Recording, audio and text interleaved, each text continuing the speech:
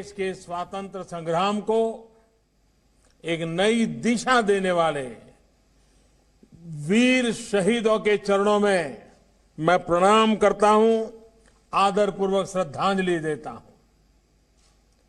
इस कार्यक्रम में अलग अलग जिलों में शहीदों और स्वतंत्रता संग्राम सेनानियों के परिजन भी उपस्थित हैं। अनेक स्वतंत्रता सेनानियों के परिवार आज ऑनलाइन भी जुड़े हैं। आप सभी का भी मैं अभिनंदन करता हूं, आदर करता हूं। साथियों, 100 वर्ष पहले चौरी चौरा में जो हुआ वो सिर्फ एक आगजनी की घटना, एक थाने में आग लगा देने की घटना सिर्फ नहीं थी। चौरी चौरा का संदेश बहुत बड़ा था, बहुत व्यापक था। अनेक वजहों से पहले जब भी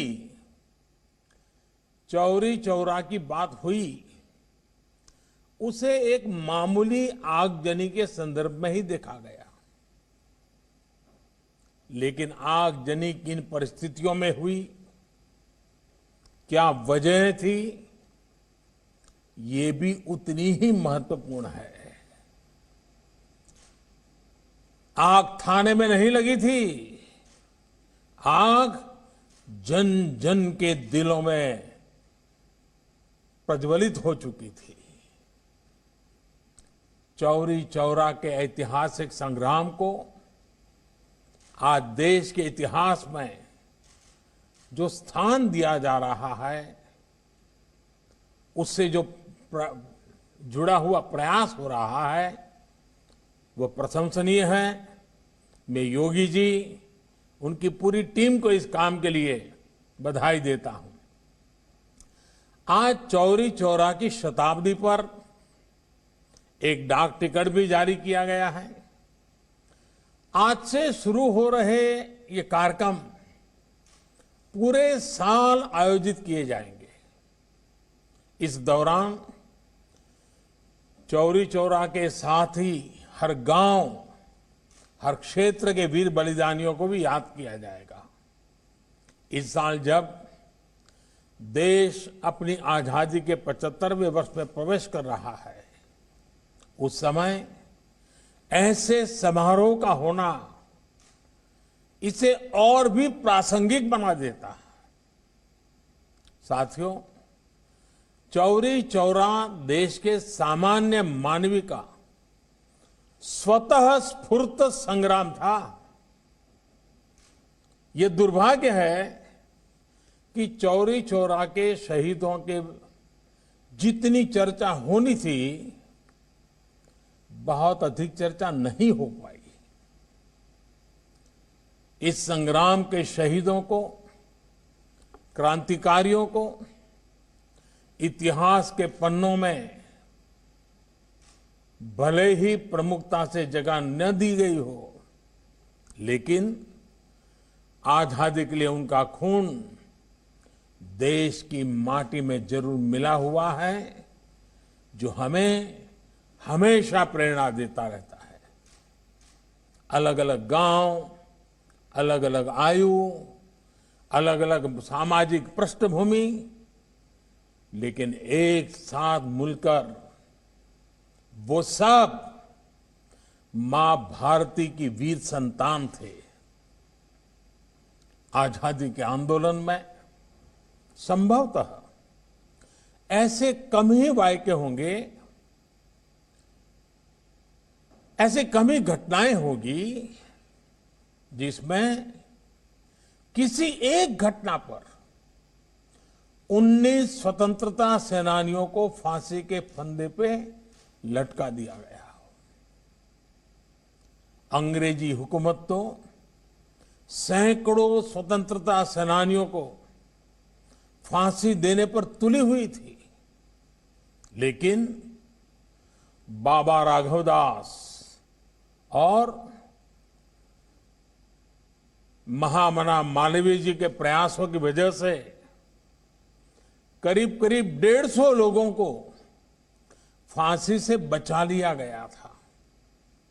इसलिए आज का दिन विशेष रूप से बाबा राघवदास और महामना मदन मोहन मालवीय जी को भी प्रणाम करने का है, उनका स्मरण करने का है। साथियों, मुझे खुशी है कि इस पूरे अभियान से हमारे छात्र छात्राओं युवाओं को प्रतियोगिता के माध्यम से भी जोड़ा जा रहा है। हमारे युवा जो अध्ययन करेंगे उससे उन्हें इतिहास के कई अनकहे पहलू पता चलेंगे। भारत सरकार के शिक्षा मंत्रालय ने भी आजादी के 75 साल पूरे होने पर युवा लेखकों को स्वतंत्रता सेनानियों पर किताब लिखने के लिए, घटनाओं पर किताब लिखने के लिए, शोध पत्र लिखने के लिए आमंत्रित किया है। चौरी चौरा संग्राम के कितने ही ऐसे वीर सेनानी हैं जिनके जीवन को आप देश के सामने ला सकते हैं।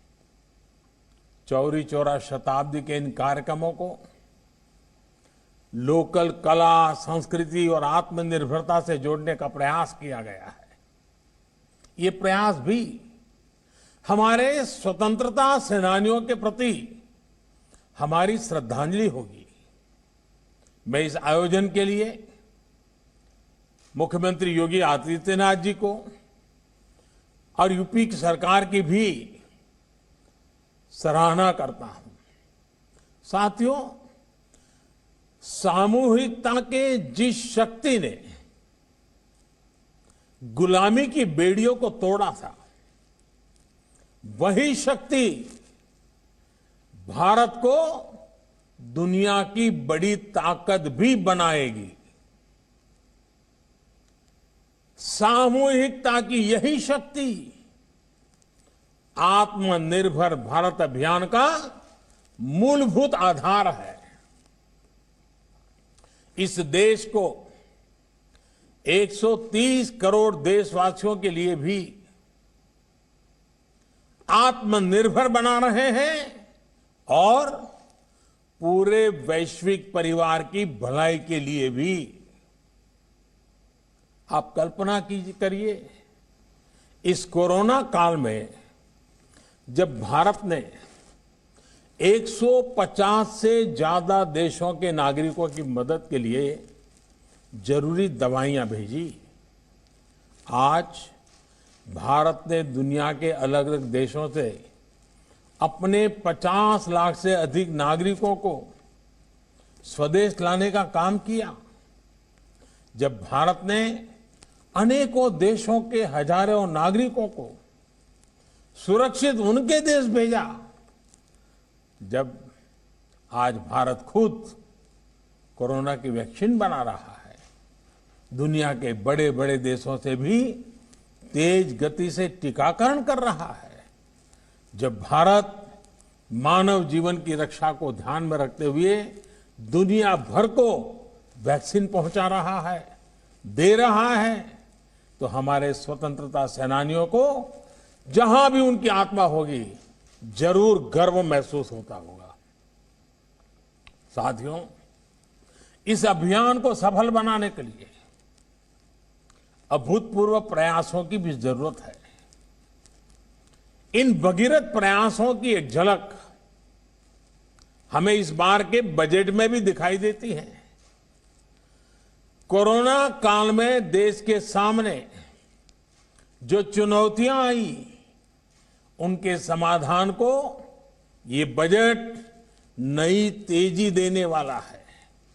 साथियों, बजट के पहले कई दिग्गज ये कह रहे थे कि देश ने इतने बड़े संकट का सामना किया है, इसलिए सरकार को टैक्स बढ़ाना ही पड़ेगा। देश के आम नागरिक पर बोझ डालना ही होगा, नए नए कर जो लगाने ही पड़ेंगे। लेकिन इस बजट में देशवासियों पर कोई बोझ नहीं बढ़ाया गया, बल्कि देश को तेजी से आगे बढ़ाने के लिए सरकार ने ज्यादा से ज्यादा खर्च करने का फैसला लिया है। ये खर्च देश में चौड़ी सड़कें बनाने के लिए होगा। ये खर्च आपके गांव को शहरों से, बाजार से, मंडियों से जोड़ने के लिए होगा।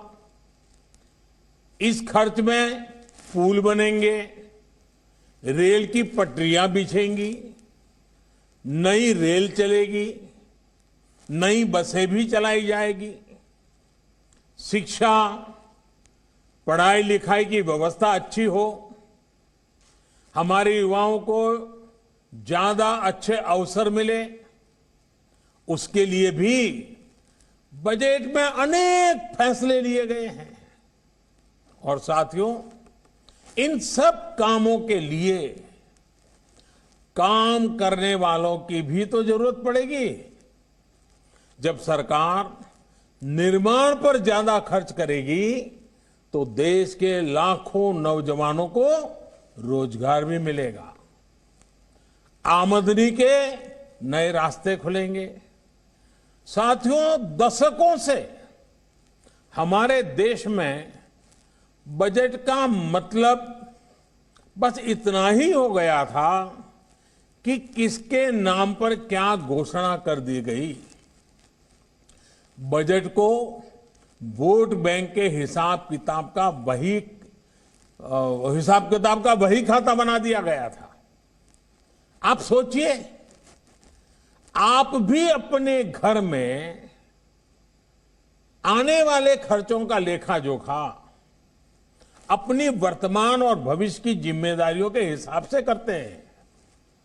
लेकिन पहले की सरकारों ने बजट को ऐसी घोषणाओं का माध्यम बना दिया था जो पूरी ही नहीं कर पाते थे।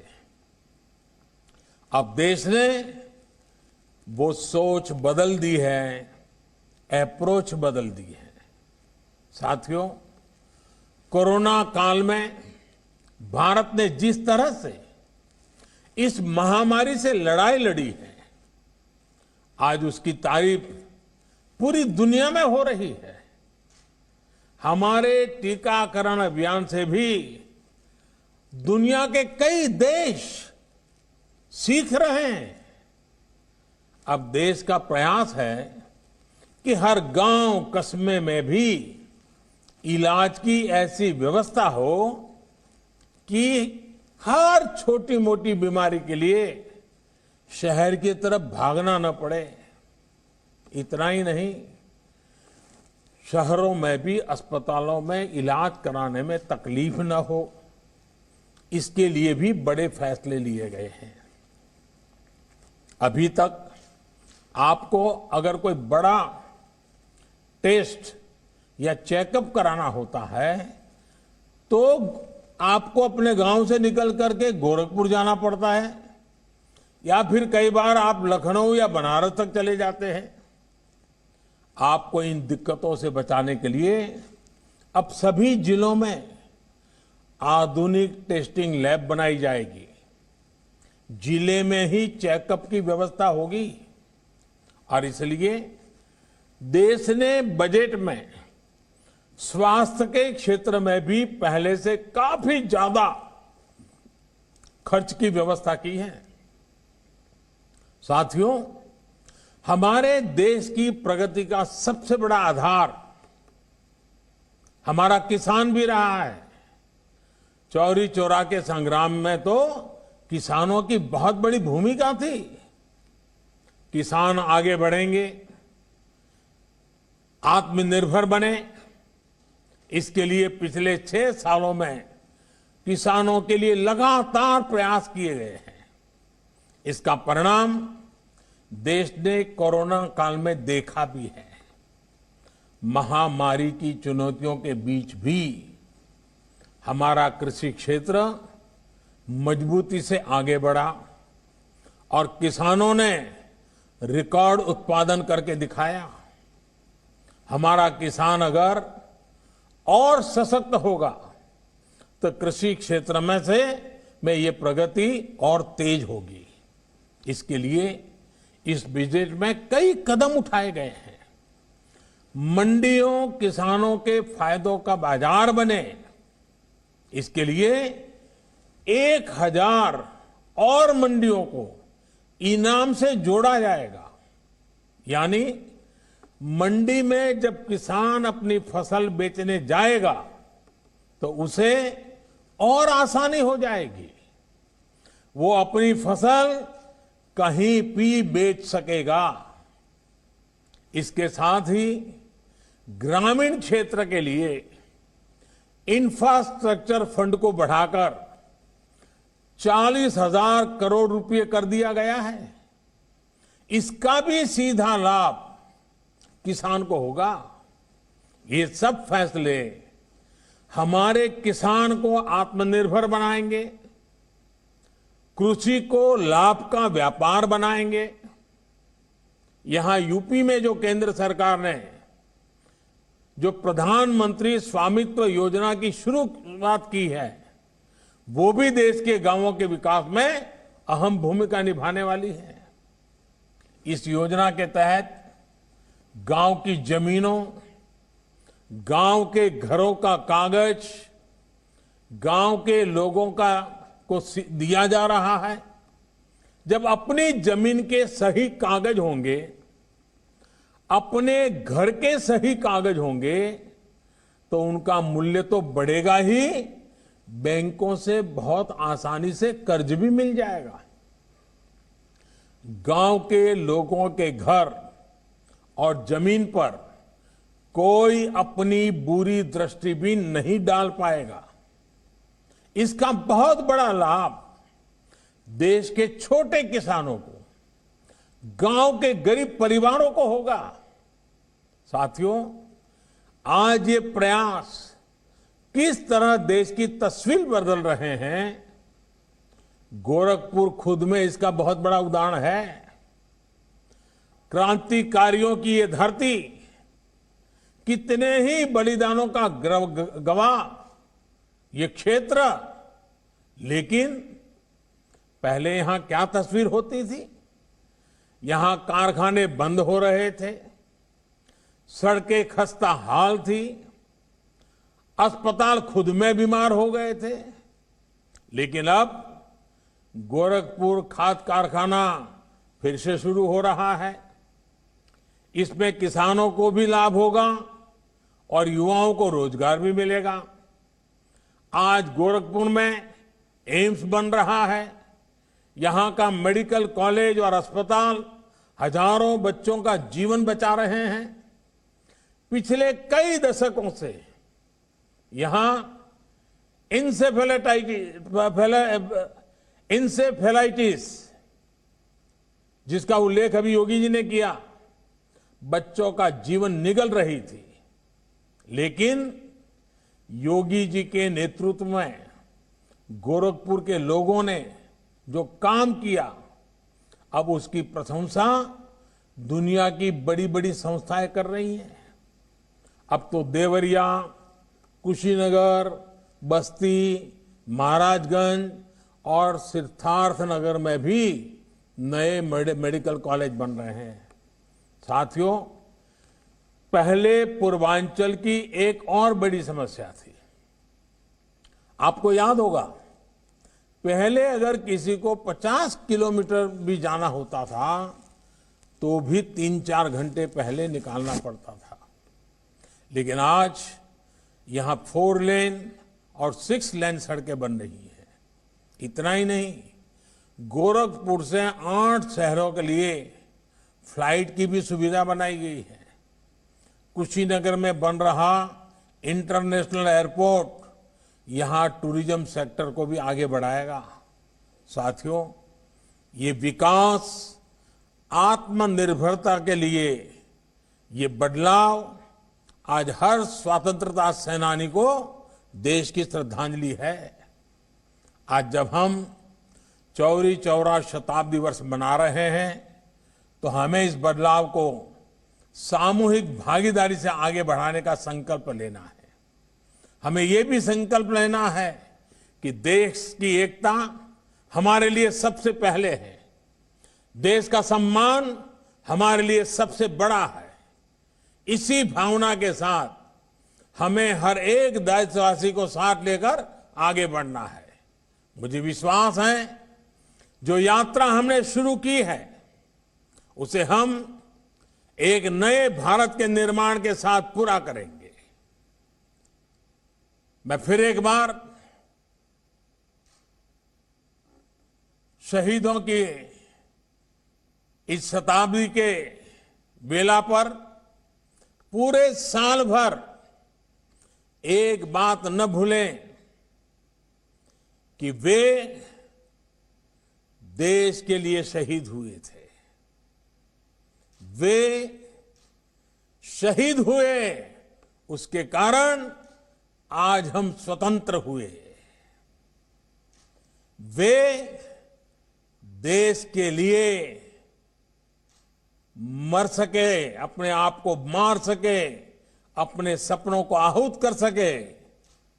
कम से कम हम मरने की नौबत तो नहीं है, लेकिन देश के लिए जीने का संकल्प जरूर लें। उन्हें सौभाग्य मिला देश के लिए मरने का, हमें सौभाग्य मिला देश के लिए जीने का। ये पूरा शताब्दी वर्ष चौरी चौरा के शहीदों का स्मरण करते हुए ये हमारे लिए संकल्प का वर्ष बनना चाहिए, हमारे लिए सपनों को साकार करने का वर्ष बनना चाहिए, हमारे लिए जी जान से लिए जन जन की भलाई के लिए जुट जाने का बनना चाहिए। तभी ये शहादत का 100 साल हमें नई ऊंचाइयों पर ले जाने का एक अपने आप में अवसर बन जाएगा और उनकी शहादत हमारी प्रेरणा का कारण बनेगी। इसी एक भावना के साथ मैं फिर एक बार आप सबका बहुत बहुत धन्यवाद करता हूं।